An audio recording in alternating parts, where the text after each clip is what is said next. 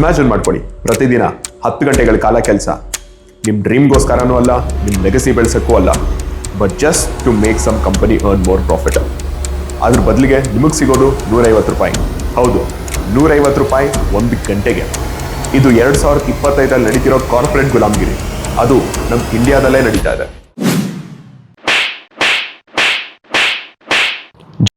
ಜಗತ್ತಿನ ಒಂದು ಪ್ರಸಿದ್ಧವಾದ IT ಕಂಪನಿ ಈಗ ತಮ್ಮ ಎಂಪ್ಲಾಯೀಸ್ಗೆ ಪ್ರತಿದಿನ 10 ಗಂಟೆಗಳು ಕೆಲಸ ಮಾಡಲೇಬೇಕು ಅಂತ ಮ್ಯಾಂಡೇಟ್ ಮಾಡಿದ್ದಾರೆ. ಇದು ಸಜೆಷನ್ ಅಲ್ಲ, ಕಂಪಲ್ಸರಿ.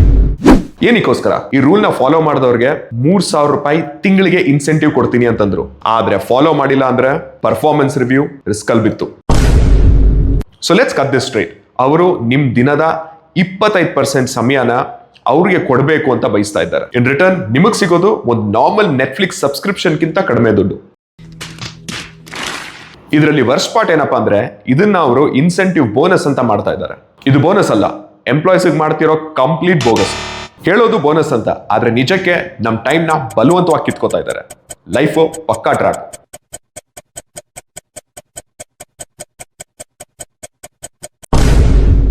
ಹತ್ತು ಗಂಟೆಗಳ ಕಾಲ ಸಿಸ್ಟಮ್ ಮುಂದೆಗಡೆ ಕುತ್ಕೊಂಡಿದ್ರೆ ಏನೇನ್ ರೋಗ ನಮ್ಮ ದೇಹದಲ್ಲಿ ಬರುತ್ತೆ ಅಂತ ಈ ಕಂಪನಿಗಳು ಯಾವತ್ತೂ ಯೋಚನೆ ಮಾಡಲ್ಲ ಅನ್ಸುತ್ತೆ. Back pain, BP, anxiety, heart attack, mental burnout, slow ಪಾಯ್ಸನಿಗೆ ಬೇಕಾಗಿರೋ ಪ್ರಾಪರ್ ಕಾಂಬೋ ಪ್ಯಾಕ್.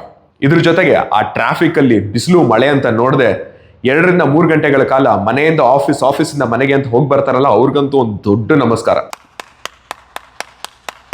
ಒಟ್ಟು ನಮ್ಮಿಂದ ದಿನದ 12 ರಿಂದ 13 ಗಂಟೆಗಳ ಕಾಲ ಗಾನ್ ಕೇಸ್.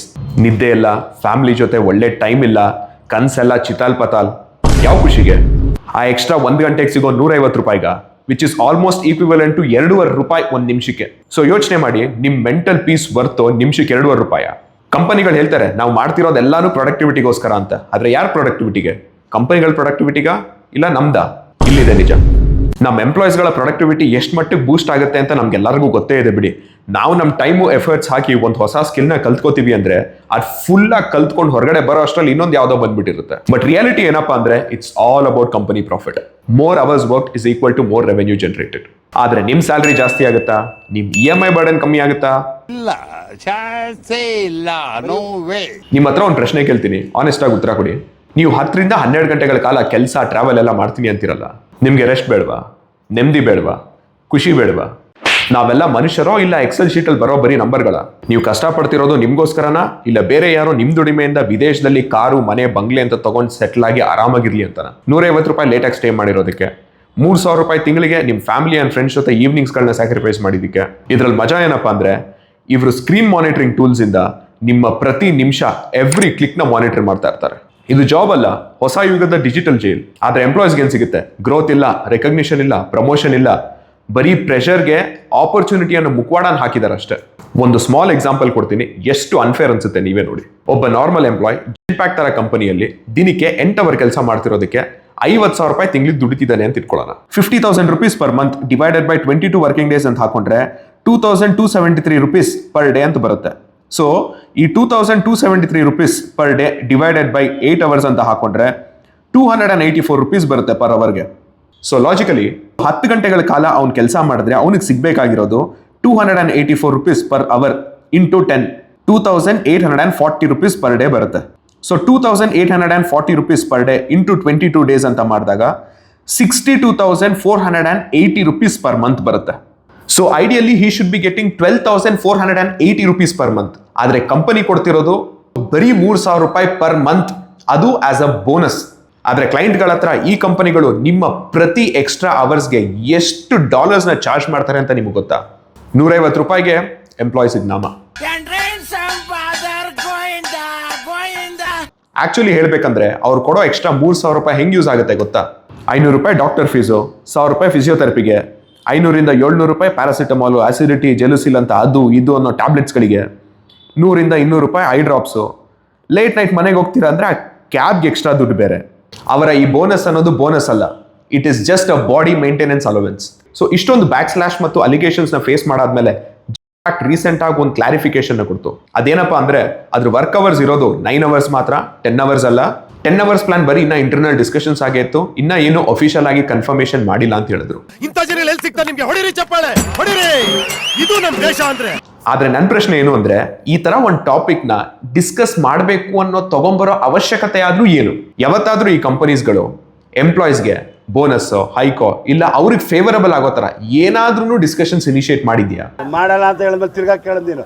ಈ ಕಂಪನೀಸ್ಗಳು ಅದೆಷ್ಟು ನಿಜ ಹೇಳ್ತಾರೋ ಗೊತ್ತಿಲ್ಲ, ಆದ್ರೆ ಎಂಡ್ ರಿಸಲ್ಟ್ ಇಂಪ್ಯಾಕ್ಟ್ ಆಗೋದು ಮಾತ್ರ ನಮ್ಮ ಎಂಪ್ಲಾಯೀಸ್ಗಳೇನೆ. ಇದು ಇಂಪ್ಯಾಕ್ಟ್ ಸ್ಟೋರಿ ಮಾತ್ರ ಅಲ್ಲ, ಮೋಸ್ಟ್ ಆಫ್ ದಿ IT ಕಂಪನಿದು ಡಿಫಾಲ್ಟ್ ಸೆಟ್ಟಿಂಗ್ ಇದೇನೆ. ಒಂದು ಕಂಪನಿ ಎಕ್ಸ್ಟ್ರಾ ಗಂಟೆಗಳ ಕಾಲ ಕೆಲಸ ಮಾಡು ಅಂದ್ರೆ ಇನ್ನೊಂದು ಕಂಪನಿ 100% RTO ಕಂಪ್ಲೈನ್ಸ್ ಮೇಂಟೈನ್ ಮಾಡು ಅನ್ನುತ್ತೆ. ಯಾಕೆ?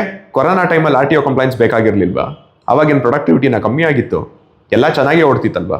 ಮತ್ತೊಂದು ಕಂಪನಿ ನೀವು 35 ದಿನಕ್ಕಿಂತ ಜಾಸ್ತಿ ಬೆಂಚಲ್ಲಿದ್ರೆ ನಿಮ್ನ ಕಂಪನಿಯಿಂದ ಆಚೆ ತೆಗಿತೀನಿ ಅಂತ ಧಮಕಿ ಹಾಕ್ತಾರೆ.